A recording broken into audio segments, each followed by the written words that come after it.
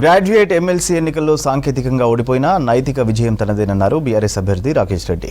Graduate నియోజకవర్గంలో కాంగ్రెస్ బలంగా ఉన్నా తాను గట్టి పోటీ ఇచ్చానని చెప్పారు.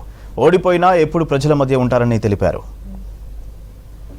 వరంగల్, నల్గొండ, ఖమ్మం పట్టభద్రుల నియోజకవర్గానికి గాను జరిగినటువంటి ఈ ఉప ఎన్నికల్లో సాంకేతికంగా నేను ఓడిపోవచ్చు, కానీ నైతికంగా నేను విజయం సాధించాను.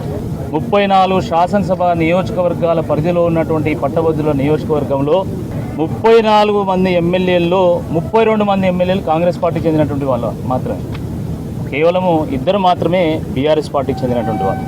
ఈ పట్టభద్రుల నియోజకవర్గ పరిధిలో 5 ఎంపీలుంటే 5కు 5 కాంగ్రెస్ పార్టీ ఘన విజయం సాధించింది, లక్షల మెజార్టీని సాధించింది. ఈ రాష్ట్ర మంత్రివర్గంలో సగానికి పైగా మంత్రులు ఈ 3 జిల్లాల్లోనే ఉన్నారు. చాలా పవర్ఫుల్ మినిస్టర్స్ ఇంక్లూడింగ్ ఉప ముఖ్యమంత్రి బట్టి విక్రమార్క గారు కూడా ఇక్కడ నుండే వారు ప్రాతినిధ్యం వహిస్తూ ఉన్నారు.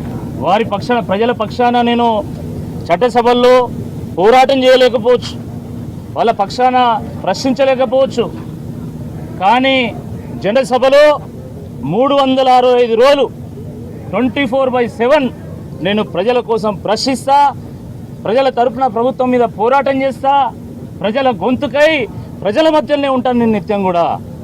చాలామంది పార్టీలకు అతీతంగా నేను బీఆర్ఎస్ పార్టీకి చెందిన వాడిని అయినా కూడా అటు కాంగ్రెస్ పార్టీ వాళ్ళు కానీ అయితే భారతీయ జనతా పార్టీ వాళ్ళు కానీ ఇలాంటి వ్యక్తి చట్టసభల్లో ఉంటే బాగుంటుందని చెప్పేసి వాళ్ళు కోరుకున్నారు.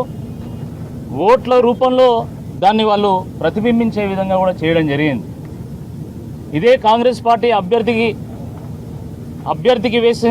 ఓటు వేసినటువంటి మొదటి ప్రాధాన్యత ఓటు వేసినటువంటి వాళ్ళలో సగానికి పైగా నాకు ఓట్లు వేసాను సెకండ్ ప్రయారిటీలో. అంటే కాంగ్రెస్ పార్టీ ఓటేసినటువంటి వాళ్ళు కూడా నేను గెలవాలని కోరుకున్నారు, కానీ దురదృష్టవశాత్తు మొత్తం ప్రభుత్వానికి ఎదురొడ్డి పోరాడను.